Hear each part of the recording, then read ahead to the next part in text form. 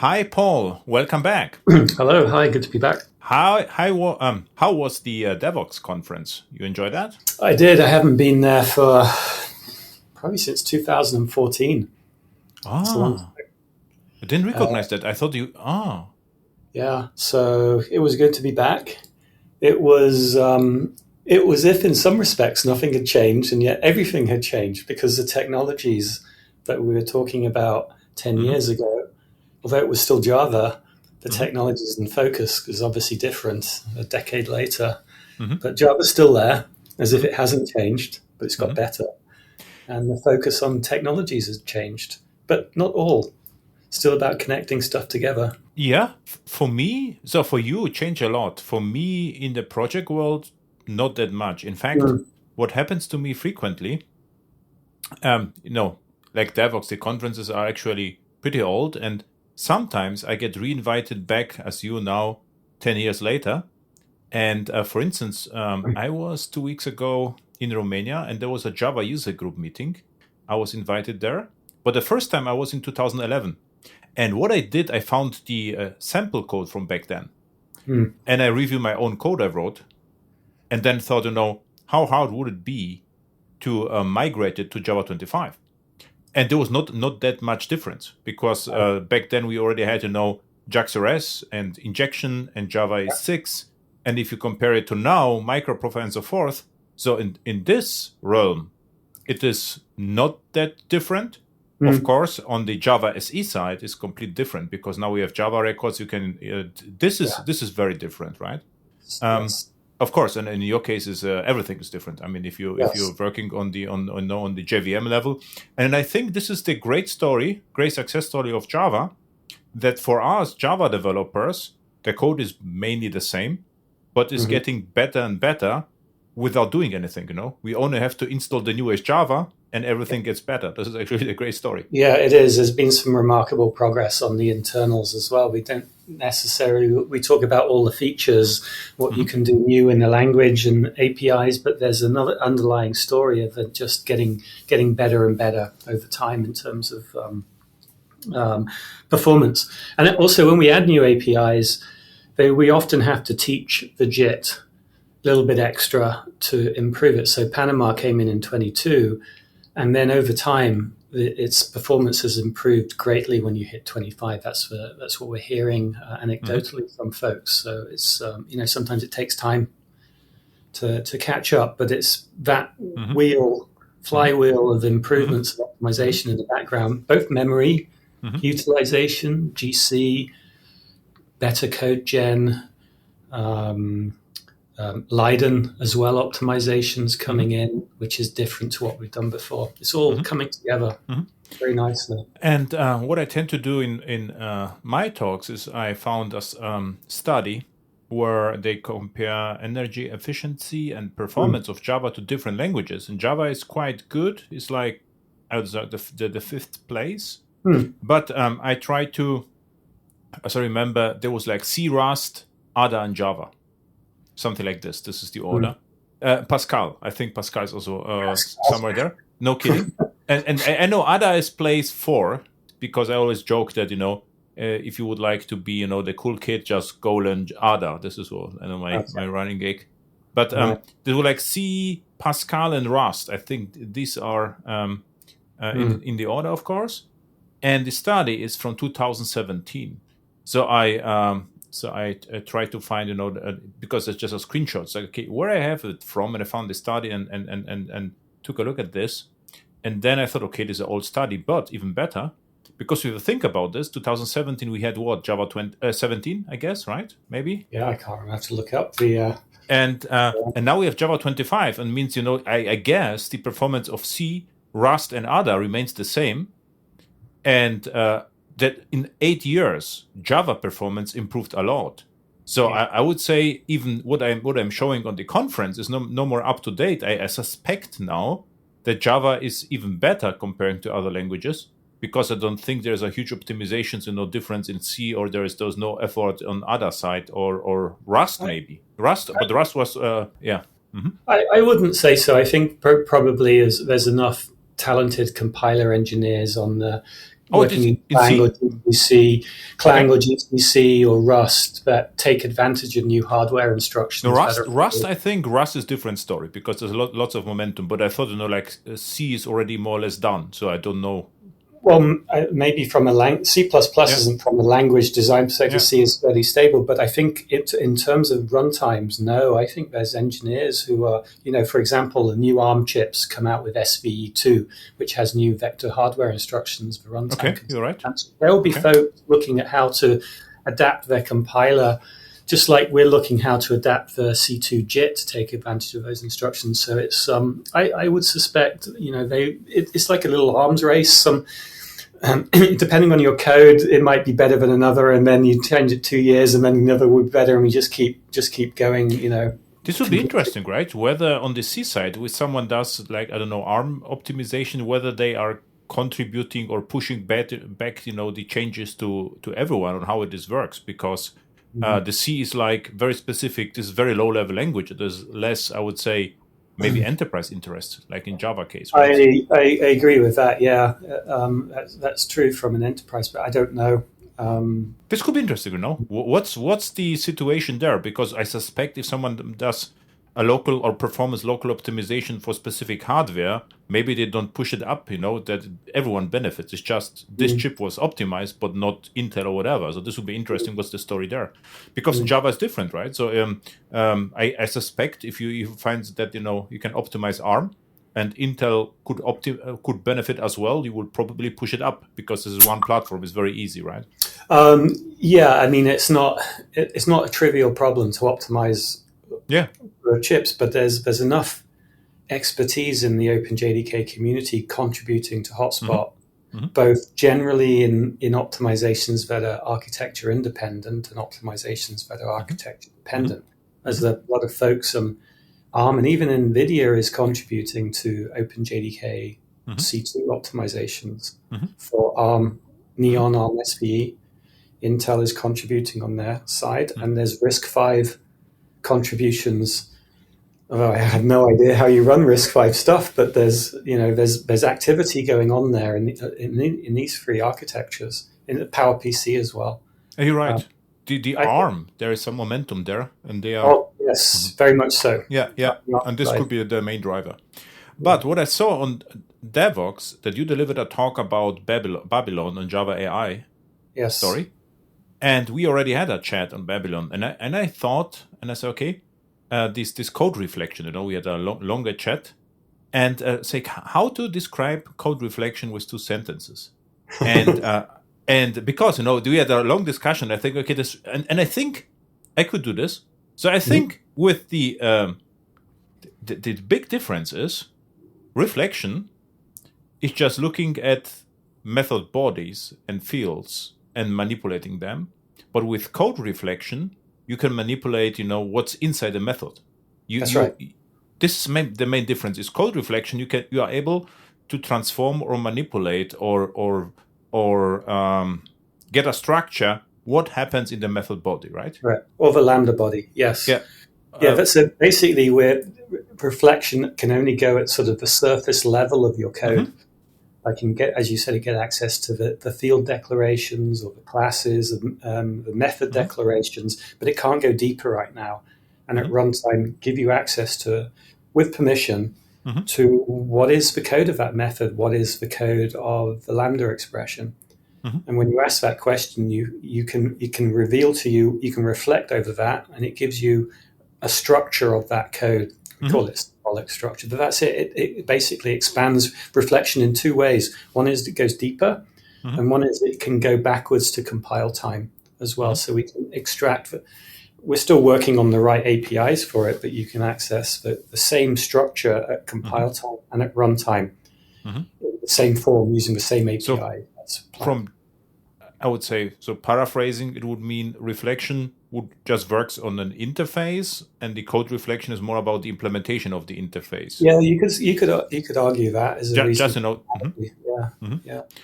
Because both are actually on bytecode level. This is wrong, because code reflection is not about the actual source code. Everything is compiled. This one is more about data flow and what happens inside a method, and the other one is just calling the method a typical reflection we have, right? It's more like glue code or almost like scripting. We can see that reflection is almost like scripting. We can invoke methods, and the code reflection is like manipulating the behavior over data flow. Yes, yes, you can change your behavior. You can transform what you want. You can't change the existing behavior of something. You can transform it into new behavior. Mm-hmm. So you're not going to be able to change the code of an existing method, but you can change it to a new method, and you can invoke that new method with different semantics if you wanted to, but the previous semantics remain the same. That's a key thing. So we're not mutating the program. It's like transpiler, right? This is, I guess. Transpiling is like from one language to another, but it is transforming code into other code. It could be code that preserves the same functionality, but does it faster, or it could be code that changes the program, that does something else, like automatically differentiates your program. So it's very, very flexible. It's up to you what to do with. But usually, even if it's wrong, so my mental model tells me transpiling one method to another, or transforming one method to another. Transforming would be a better way of describing it. Okay, transforming. Reflectant transforming is what I. Why I said transpiling? Because if you would run, if you will there's the Java method to CUDA kernel or something, this is more about transpiling, right? Because then it's no more, there's like two languages, or this is like this would be completely different then. Yeah, if you're going from the Java code to C code, you could think of it as transpiling, but it's not a literal conversion. There's more going on in that conversion, which I think really means a transformation under the covers. But you could use code reflection to transpile, or is it not? Yeah, you can. Exactly. Yeah. And to see the generating CUDA C code is kind of feels like that, but there's much more going on in how that generation works. And we don't have to generate CUDA C code if we found a better way to generate something of an intermediate representation that works out better. We just don't know what that is yet. Okay. And what's the progress? Because we had a chat a few months ago, actually. And is this like you're working just on the Babylon stuff mainly, or that is Babylon stuff, Vector API stuff, and sort of leading core libraries architecture stuff as well. So you're working 24/7, basically. No, but it's sometimes challenging to juggle things. I'd say that for sure. Yeah, this is actually extreme. So if I think about it, so this is crazy. The SIMD, the vector, is already not easy. But I would say SIMD and Babylon are related somehow, right? I think there's a relationship in, if we look at what use cases can be enabled with these technologies. The Babylon code reflects like a Swiss Army knife in a sense that it can be used for many, many things. But the use cases we're focusing on is the sort of AI enabling AI use cases. And that's where the Vector API can fit into that situation as well. So they can connect together. Like Panama, FFM, Panama Vector API, and Babylon can all fit together to build interesting solutions. And so we're not trying to build AI solutions into the platform. We have these general solutions that can be purposed for library developers to build interesting solutions on top for AI. That's our sort of way of positioning things. Have you heard about what happened with Tornado VM? What they did optimizations lately? You know this? I don't know about the most recent stuff with Tornado. Not that recent, maybe weeks or recent month. But what happened is, you remember that the Alfonso did the SIMD inference. Yes. Llama 3.java or something. Yeah, exactly. And so I had a chat with the Tornado guys on AirHacksFM, and they wanted to be faster than Alfonso, but the SIMD was already great. So it was really hard to be faster than the SIMD because Alfonso did a great job. And what they noticed, because they optimized Tornado for specific use cases and not for inference. And what they did, they had that they used Tornado VM as an accelerator. So they had an algorithm. So they transferred the data to Tornado to GPUs and got the result back, and they were done. This was the main use case. Were great, and they had a huge difference to CPU. But for inference, they had, to move the data back and forth between Yes. the GPUs and Java, and they lost a lot of time. Yes, and what they did, they're working right now with pointers, so the data can stay on GPUs, Yes. and they Yes. have a great acceleration story right now.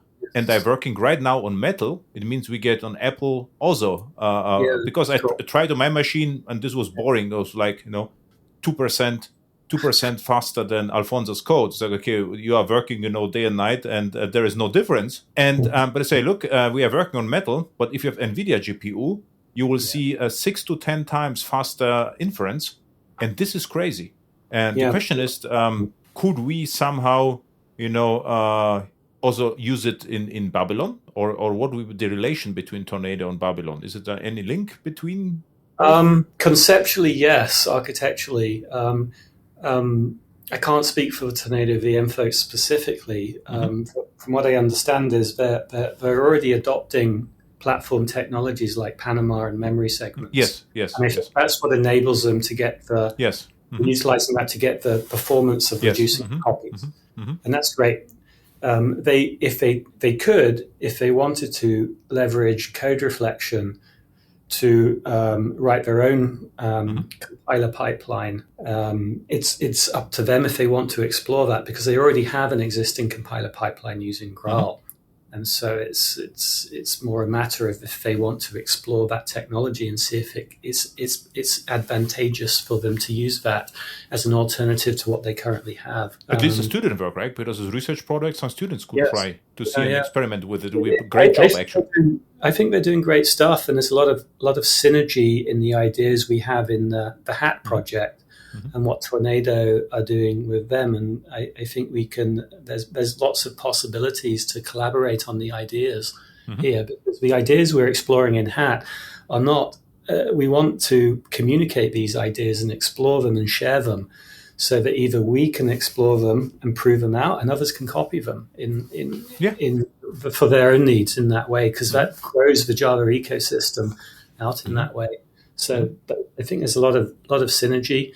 I think Tornado have done some interesting things with that LLM implementation. They've had to push harder in terms of writing Java code that translates to efficient CUDA code, and leveraging the concepts of local memory on the GPU and memory barriers as well, because you can't achieve the performance without understanding how the GPU is arranged in terms of memory and how the threads interact with each other, because that's the real challenging thing. So you need a programming model that you can express those in, and I can see the Tornado code is exploring that. And we've also been exploring it in Hat too, to express the same kinds of concepts, to squeeze out the maximum juice out of these GPUs. I had a chat with Gary at Java 1. This is Gary Frost, I think. Gary Frost is leading Hat. Yeah. And there was a long line, and during the lunchtime was food, right? And I said, may I express so what he can do? And he has a great knowledge of Intel optimization and so forth. And this is crazy hard problems to solve, right? It sounds easy, but it is not that easy.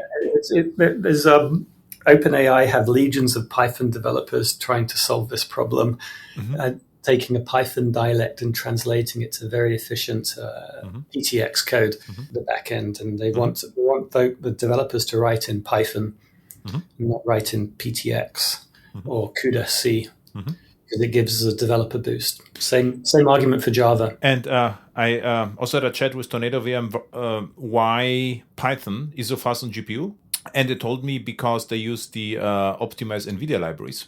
And the NVIDIA libraries for the kernels, what they do is they have highly optimized hard-coded assembly, which runs on the kernels. And if you don't have it, I mean, you cannot reach the performance because you don't have, the low-level assembly optimization. But correct. You can almost think of these as reaching out to native GPU kernels, like Panama can reach out to native code. So we can do the equivalent in Hat, and Tornado can do the equivalent. If you've got cuBLAS there, you can call a cuBLAS kernel to do the gem. Now, companies like OpenAI they're going to write their own kernels for their own special needs, and they're going to write it at a rapid clip that. Yeah, and they announce even their own hardware. Everything might make sense. That's they want to abstract from the hardware as well, but they're moving at a faster rate than, say, kubelabs or the libraries can keep up. And they want control. And you can get better than kubelabs if you're very careful in what you do for the particular hardware. And what Tornado guys are doing, they notice that the assembly is highly optimized, but they also can write their own assembly. They are really low-level guys. And what they try to do is to use AI to optimize their own assembly to make and try, like agentic in a loop to try to optimize us. And they have a great progress. So we had a chat on Airhacks FM. Mm-hmm. So I would say this Tornado is really interesting story. And I met them. Mm-hmm. It's they've been leading the way for quite a while actually, and it's sort of like now we're getting interested in the platform doing this, or at least in OpenJDK. So I hope we can collaborate more. We've already collaborated a bit in conversation. I hope we can continue the kind of collaboration so we can improve it further. And what I can tell you now happened a lot in companies. So I had a direct contact in some enterprises with the how they call it, LLM or AI departments.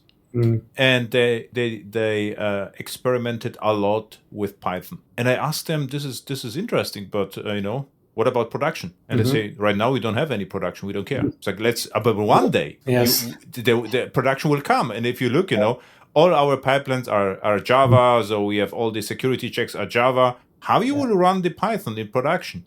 And there was silence, really. They say, you are actually right.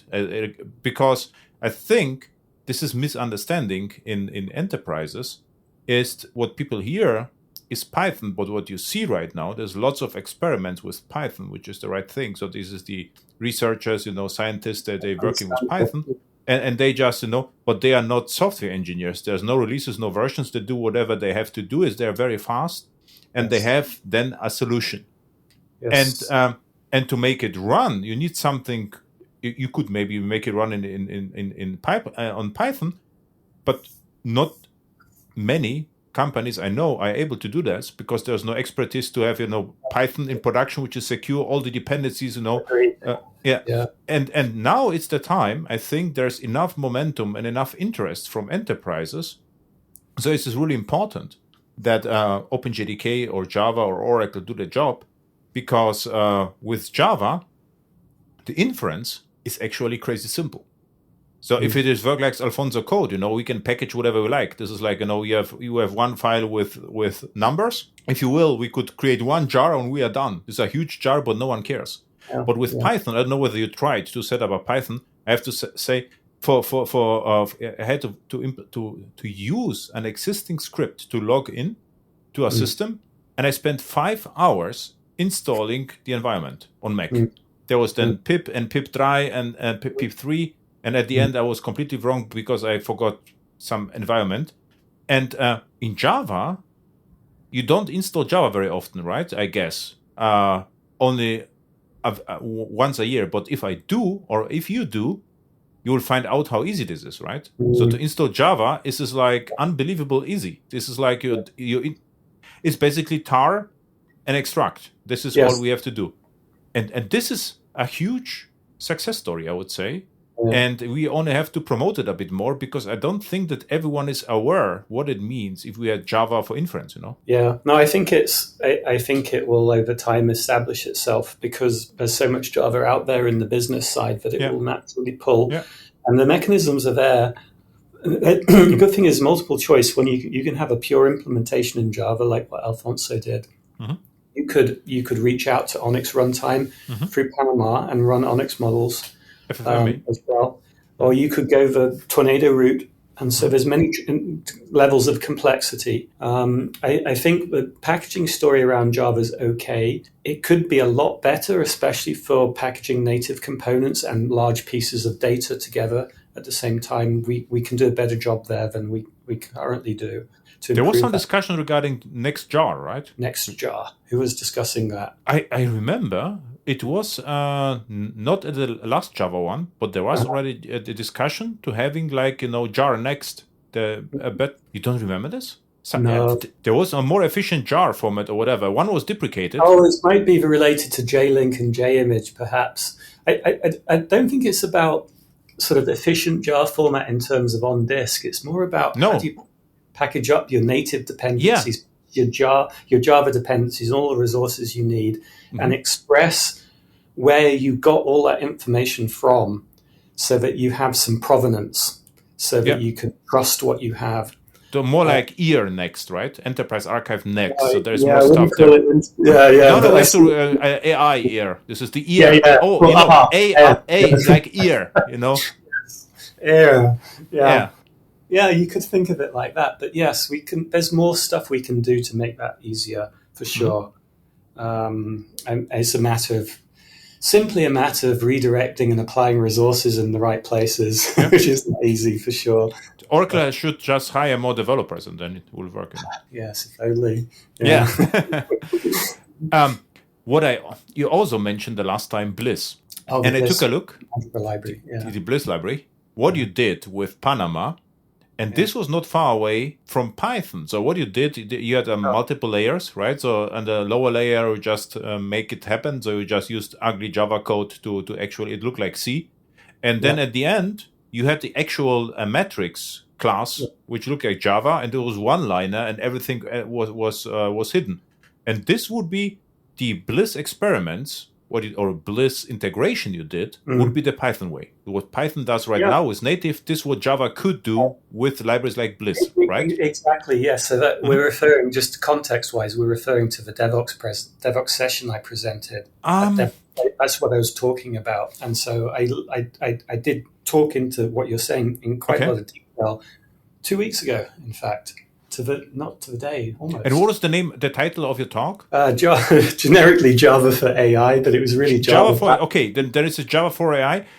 Because you mentioned BLISS the last time, and I had no idea what it is. But they was like, this is a great library, and I look it up, and then I found your code as an example somewhere, where you're using metrics with a factory method, new and so forth. It's like, okay, this is like very Pythonic Java. Yeah, what I'm trying to show is that you can do you can do NumPy in Java effectively, and you can choose with a right abstraction. You can choose to reach out to a very fast and efficient linear algebra library for complex operations, but for other operations, you can keep it in Java. So you can have a hybrid approach. You could also, if we arrange it right, reach out to GPUs too. And so it is possible to build these kinds of libraries in Java. And part of my goal was in presentation to show people that what's possible. It's not that we're going to do it in the JDK, but I wanted to show the patterns to show that it's possible to do it today. And you can get good performance out of these things. So you can build like a NumPy or a Pandas-like library. And with the features today, you can do a good job. With the features that are coming tomorrow, you can do an even better job. Are you aware of Deep Java library, djl.ai? A little bit. Because I played with it, and they have the metrics manipulation library, and it was crazy good. So I have to say. So you could say, metrics fill with zeros, and you got it. You got it. It was really fun to play.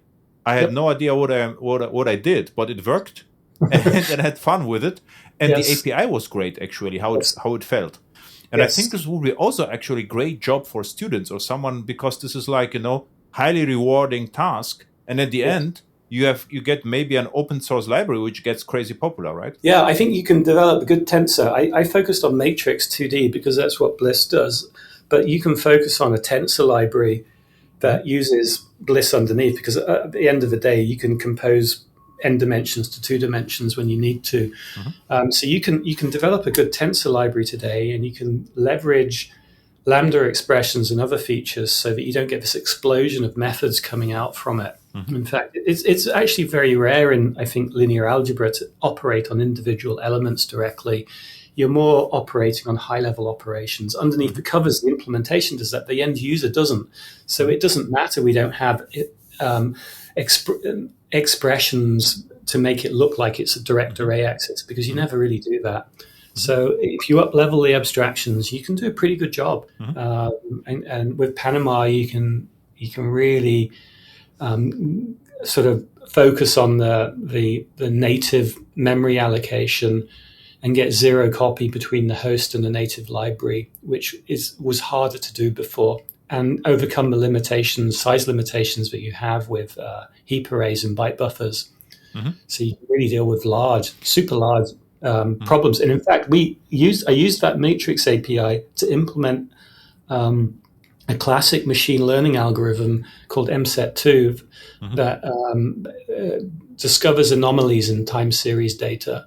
So that if you're monitoring something like a nuclear power plant, you want to know if the plant is operating right, or is it operating deviating from its golden operation sort of status, and you want to get intervention before something disastrous happens.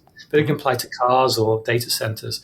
And we implemented that, and it was blisteringly fast. It was it really beat the GPU implementations, in part because of the copying costs. Going to the CPU to the GPU, but if you implement it right with the right architecture on an AMD Zen 4, multi-threaded SIMD, it just works really well. And so it was a proof point, and I know that other smart developers can do what I did and make a better job of it as a production quality thing. Are you aware of the J-Tacochino, I think is the name? I haven't heard of that. It was at the Devoxx, and this is... and what it is like Jupyter notebooks but with Java and with JavaFX. It looks actually really good. Yeah. And they had multiple talks about that. And if you would combine that with your BLISS and higher level matrix manipulation, what you will get is almost like Jupyter notebook with accelerated Jupyter notebook. You can do that. You can have notebooks and you can write your code that way if you wanted to for experimental purposes. Yeah, for experiments, of course. But it would be easier, to move the experiments to production then. Absolutely. Because you only have to compile and repackage, you are done. And also, you could migrate from Jupyter notebook in Python to Jupyter notebook in Java just by moving, the higher level formulas. And then, because everything, behind the scenes would be complete different stack. It would be Python or Java. And by the way, this DJL, the Deep Java library, I experimented with it. But the interesting part is they also have a lot, I think behind the scenes is Onyx. They have an Onyx binding. Yeah, that doesn't surprise me. Yeah. And you have also to manage memory. So your way, with the arenas and FFMs is cleaner what they have, but it seems like they are using the proprietary Gen I call to free the memory afterwards. Yeah. You can. It's interesting. You can use Onyx as the linear algebra library runtime as opposed to BLISS if you wanted to, and that will give you a choice of CPU or GPU. It might actually give you more cross-platform choices. BLISS is really a library for, it's not really utilized for the LLM kinds of machine learning yet because it doesn't have full support for the sort of smaller types of floating point numbers. But it does do mixed precision. So it's going to start to get interesting when it supports float 16, mixed precision accumulating into float 32s and stuff like that. It will get more interesting, I think. But Onyx will provide you more choices for the LLM style matrix, linear algebra style operations. And so it's actually a good target. What we actually wanted to talk about is, this is your leisure job, and this was JSON. So because you are full-time AI and AI developer and Babylon and all the other stuff. But what you did, you have a small proposal how JSON could look in Java. And the idea is it could be in one point of time, of course, included or bundled with the OpenJDK. So it would be java.util.json package. And I have to say, it's a great idea. And I think also it is right, because if you think about this, I think Java util properties were introduced in JDK 1.0, not even 1.1. They were from beginning there, and they are working still great. I have to say, I am actually using them now more than before, because, for instance, with Java 25, it is very easy to write your own JavaScript, like small script written in Java. And you have to configure things. And what I tend to do right now with properties, I put my configuration to the user home folder, and every app that gets a dot folder with my properties, and this works, two-liner, and it works perfectly. Oh yeah, yeah, proxies are great for that kind of thing. They really are a low energy sort of thing to slurp in data. Yeah. And JSON, some things I would use JSON for configure, but this MCP, right? This model context protocol, for instance. What it is remote procedure call with JSON. This JSON is simplistic, and for that I could have how this called the Java web server, JWeb server. I always forget the name of the embedded HTTP server which ships with JDK. But there's programmatic API, and the module is called jdk.htp, I think. And so I use the server a lot for web development. But what you could do is you can launch your local MCP server just with JDK. This will be the embedded HTTP server plus JSON, and you are set, no external dependencies. And this is, I think, important because performance, scalability do not matter at all. There's basically one thread, the LLM, but security matters. And before I add external libraries and have to bundle and package them, having just JDK would be actually very good. So, and I use the embedded server more and more. For instance, right now I'm implementing or have to use in my projects OIDC. This is on OpenID Connect, and the flow is crazy, like callback URLs, whatever, and it's very easy to use the web server to test the entire thing. So I would say the web server is great, and I think for specific requirements, I mean, scalability or performance, they never matter, because before you go to production, you will test the performance. On either the performance is good enough or it isn't. If it is good enough, you go to production. If it's stable, if it's not, you will use something different. So so therefore, it is absolutely okay, and it's also extendable. The entire so I have to say HTTP server is really underused. So it is sold like it's a demo system and it's a toy. It isn't. I think you could actually have a very specific use cases where you can absolutely use. And what is really missing is JSON. And what I do right now is it is crazy, but it works. There is an org.json library. And the org.json library is interesting because this is the actual reference implementation. And this is not widely known in Java. This is the interesting part. Because if you go to GitHub, there is one guy who maintains, or there are multiple, but there's one I think is the release manager of the thing, org.json to GitHub. And there's the reference implementation of a JSON package in Java. And this is JSON-Java. With the logo, and this is 4.7K stars. And the interesting part about this library is, if you clone it, you go to the folder, there are no dependencies. You compile it, and you are basically done. And what I do is, I can launch in Java 25 inside the folder or outside the folder my script, and I have my JSON. Compile it all, And it's just fast enough. And for the MCP server, for instance, I had to implement one. I just copied over a few classes from the library and deleted everything else. So I think there are use cases where you don't need, enterprise Jackson or Jettison or whatever. You just need a basic JSON support. And something like in JDK, a minimal implementation, from my perspective, would solve a lot of problems, and it would be minimal. The problem, but what we should be careful is what happens if we get better idea. Is it possible then? This is the main challenge, right? Because what I will say is, it would be okay to ship something which doesn't come with all the features. It is like very basic parser and extend it later. Because otherwise we will, spend a lot of time just talking what could be done and how it should be done, and it will never finish. Because the Java properties is also not great, the API. It is actually not great at all. You instantiate the properties and then load as a little bit better with files, new input stream. Then you pass it to the properties, you are done. But this is actually not nice API. But it is good enough, and it solves a problem, I think you've hit the sort of what you're saying is what's on our mind here is something that's very, very low cognitive overhead, minimal API. And in fact, we started out with almost no API.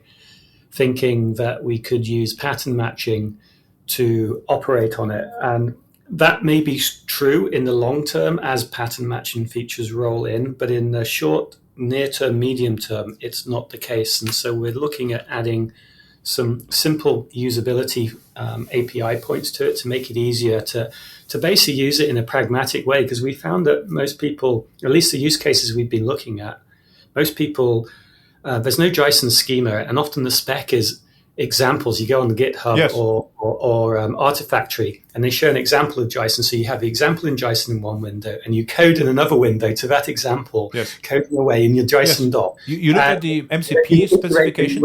Yeah. Have you ever saw this?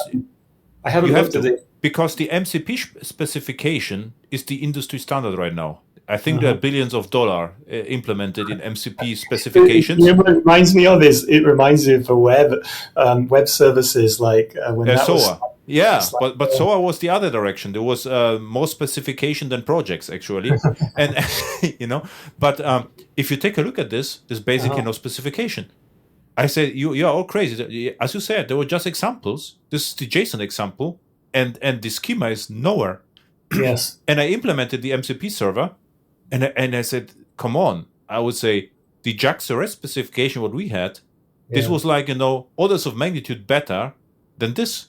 This is basically a tutorial with a few examples. Yeah, exactly. You go to the examples based on that, and if it fails, you update your code based on the example. But this is the reality right now, I have to say. And there are hundreds, thousands of projects, and no one complains about I heard complaints that MCP lacks some functionality, but what stuck me? No one complained about the quality of the spec. No one cares. And this is, this is no joke. This is like, I would at least expect that someone describes, this attribute is optional or not. But this is like the example, and this is basically it. And I say, okay, this is crazy. Yeah, I mean, this is like... So, yeah, that's the same pattern we've observed when we did examples using our own. There's actually a JSON API in the Scala implementation that manages all the OpenJDK GitHub interactions and issue interactions. And our API, what we're proposing is similar to that, but with a sort of a bit more a sort of robust thinking around it, because that was written quite quickly for their needs. And so it's not dissimilar to that. Very, very low overhead, very easy to use for these simple cases. I used it myself in a more pattern matching case, record mapping. I actually used it to take Onyx schema in Python. In Onyx, there's a schema of all the operations and what their inputs and outputs are and everything. So you can reflect on it. And I wrote a Python program to spit out JSON, and then I loaded the JSON into Java using the JSON API, mapped it to a record structure really easy in less than 50 lines of code, and then I was done. And then I was up to the races in generating APIs from the Onyx schema for our purposes. It was great. Low cognitive overhead, small program. Performance is not a problem. It ingested megabytes of JSON. I didn't even notice for my purposes. Your approach was interesting. So I saw your email on OpenJDK mailing list, I think. And what I remember is there was a method, and the parameter I think was JSON value. Yeah. And you had the pattern matching, and you could match like multiple stages. It's like multi-level matching. Yeah. Which was really interesting approach. And this approach always works. It's nothing to do with the JSON approach. I could use it for whatever I like. So I mean, this is one possibility to do that, but you don't have to. This is the cool story, right? I think it worked that functional style pattern matching worked very well on almost no API, because the API is just derived from the JSON specification. And your API were Java records, right? They were just Java records. Yeah, I mapped to Java records. It was very straightforward, and it was my opinionated data binding, and I didn't need to go beyond further than that, which is great. And so that API is great. It works for pattern matching. It's not ideal yet, and with some helper methods, we can make it more practical for other kinds of uses. There's like two kinds of audiences: the functional pattern matching audience, and the more pragmatic, comparing your JSON with and writing your code, making sure that it works, and having it very explicit. That if you're almost making, when you're parsing the JSON through the DOM, you're making assertions. I want an object here, its name is this, and if it isn't, I want to throw an exception and fail fast because my assumptions aren't correct, and I just bomb the program out. And we were kind of initially surprised at that programming style at first, but that's what you do in small programs. You just fail if your expectations aren't met. And JSON's messy. And people. But what's the alternative? You have to fail, otherwise you. Well, you do, yes. I don't know what the alternative is, and you either fail implicitly by throwing an exception that's caught at something higher level or exits the program, rather than you having to do if this matches, handled that it's not matching, and often the handling case, the else is throw your own exception. That's what people were coding to. And so we might as well make an assertion-style API for these kinds of cases until pattern matching gets good enough that we may be able to roll that in and into the sort of core features of pattern matching. But that'll take a while to get there if we ever get there. So this sort of very pragmatic style we weren't thinking about initially when we were designing the API, but with just a few small set of methods, we can get both approaches. And I think it's the very small API surface, really remarkably small, and yet it's very useful. And the feedback we're getting internally is it's just like, because it's so small, you can get stuff done really quickly, even if you have to wrap in your own concepts. It's so quick to do that wrapping. It's not a problem. What do you mean by wrapping, for instance? I mean, maybe the API doesn't give you some utilities that you keep reusing over and over again. Yeah. And so you just like wrap it a little bit and you move on. And because that cognitive overhead of that wrapping is so low, it doesn't matter. People aren't sort of, and because the APIs doesn't have a lot of opinions, it's just very easy to sort of low friction use to use, and you just move on.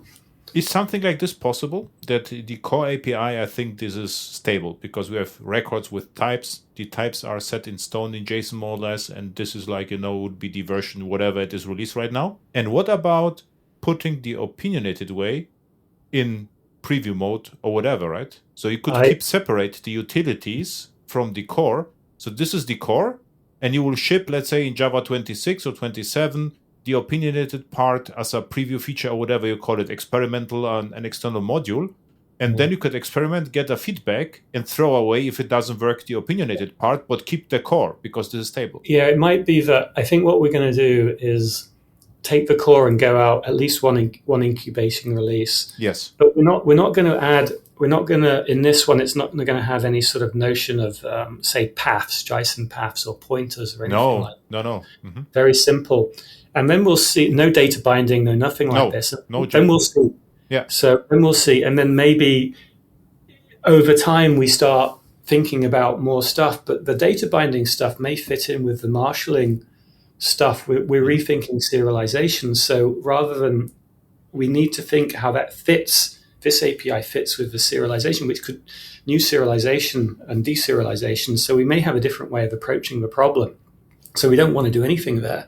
Yeah. And so I think what we'll see is if we put something base in, we'll see what people are adding in terms of utilities that are common across a whole function, a whole set of folks, and see if there's anything that needs to be added to make so they don't have to keep repeating themselves over and over again. But that will take time to evolve out.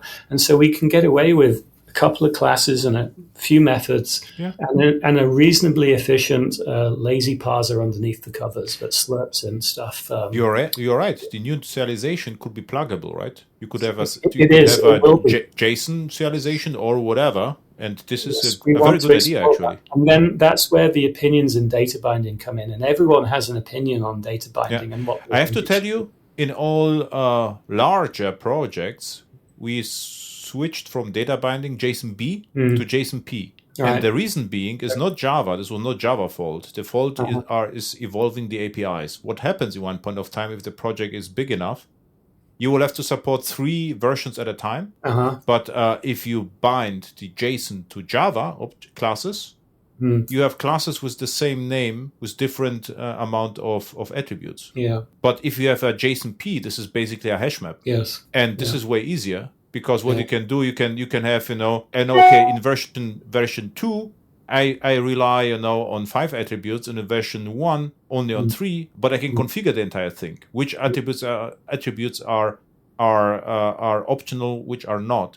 But if you are using a Java class is harder, because if you will ship, the version 2.0, and you need a backward compatibility to the version 1, and this is bound, you are never sure, is it not there, the attribute, or is not supposed to be there?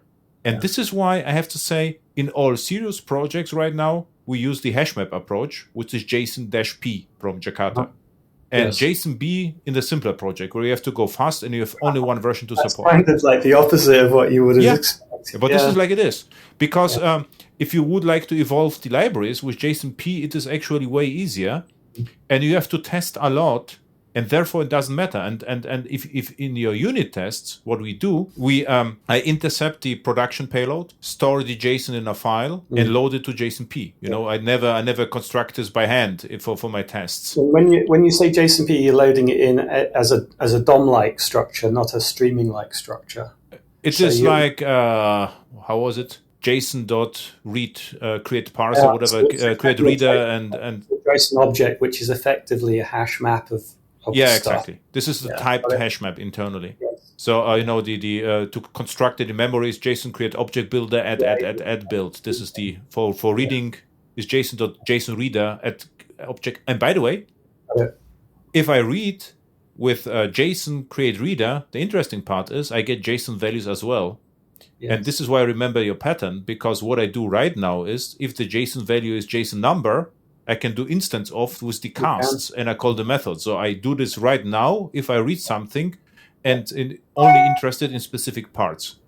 But I only matched in one level, and I found your idea interesting, and that you can have multi-level matching. You can. So I think would be a good idea to have just the core classes, which never change, with basic, parsing support, whatever, and the JSON binding.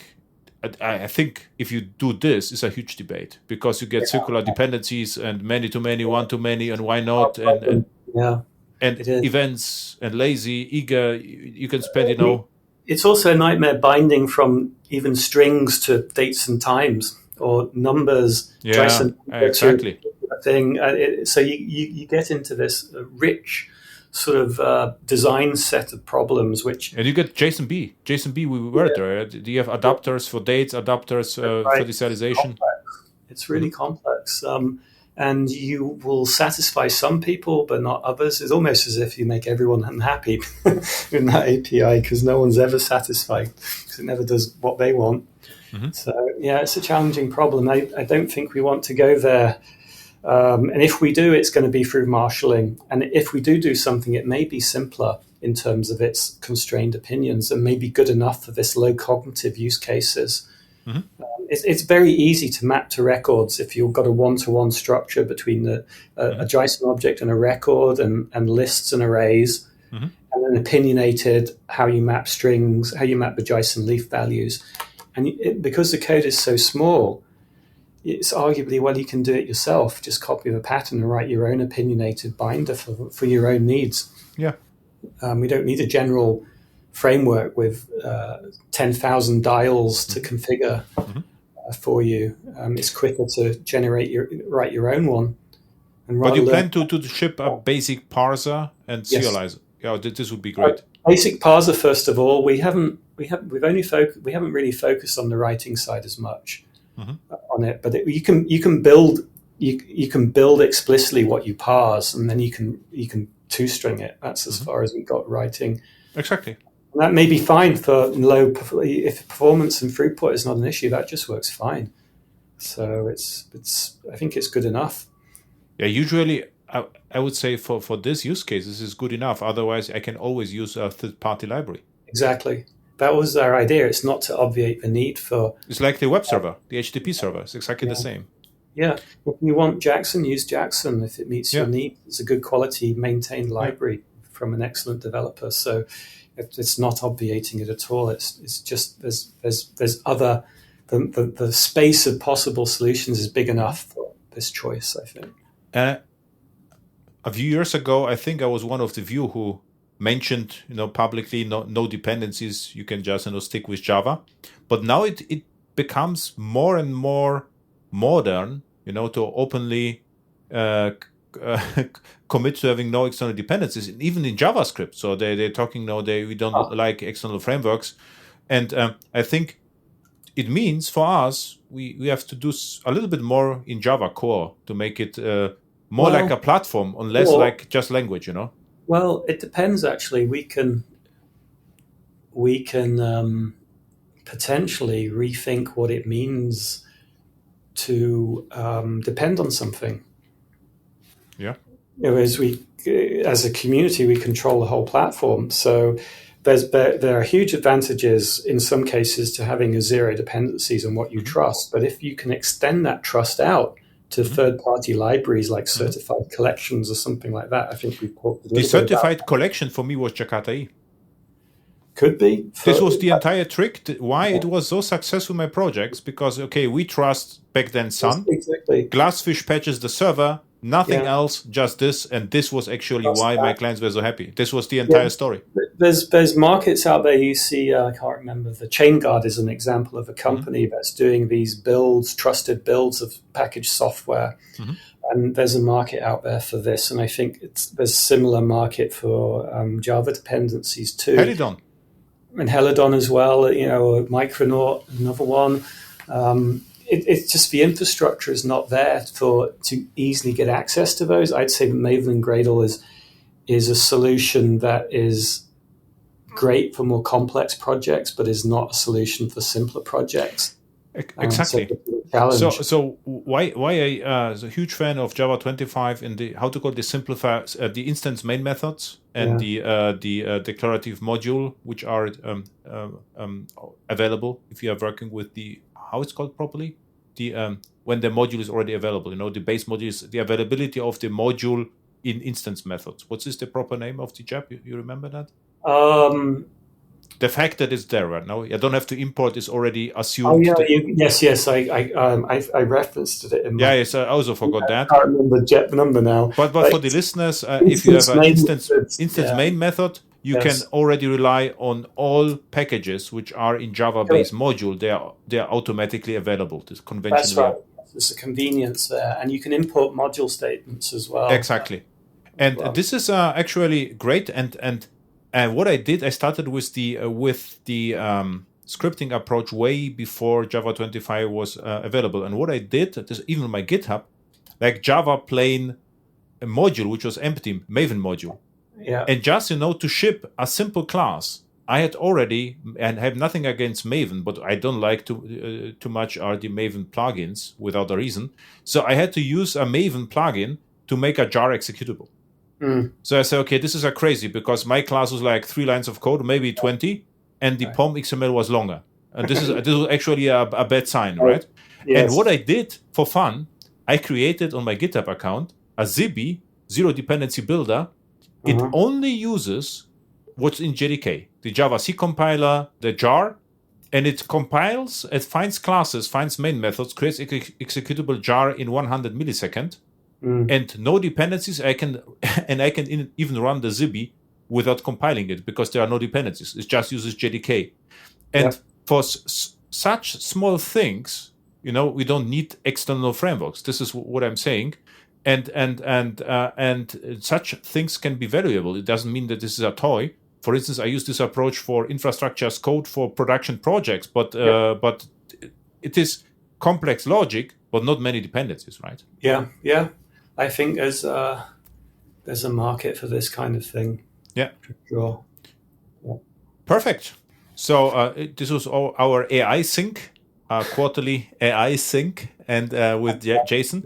And how we can help with the JSON that we get it, I think it's just using it. The best way to. But the link from the email was broken to your GitHub. I'd probably changed. So what we need for the listeners, maybe a link to a repository where you can play with, because I couldn't find it. I only saw the source code in the email. All the links were 404, and the links to JDK. Well, what was it? How it's called? JDK base or something with JSON branch. There was no JSON there. So you can send me after after the recording a link, and I will put it to the show notes for the listeners so they can already play right now with the future of Java.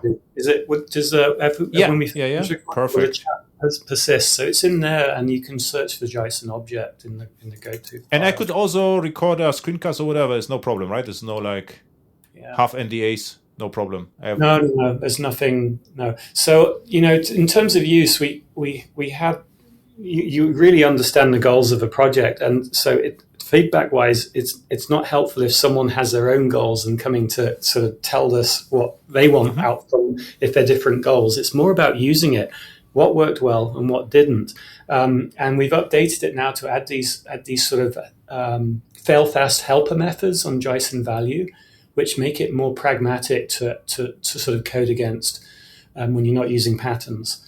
And so it's very usable now. We're finding we've done a lot of sort of implementation, using it ourselves in anger in some cases. So I think it's actually quite usable now with its minimal. And so give us feedback on what works. And it might be okay that you keep repeating things. I want a path-like expression thing, and then go, but can you do it without that? Yes, I can. That's good feedback.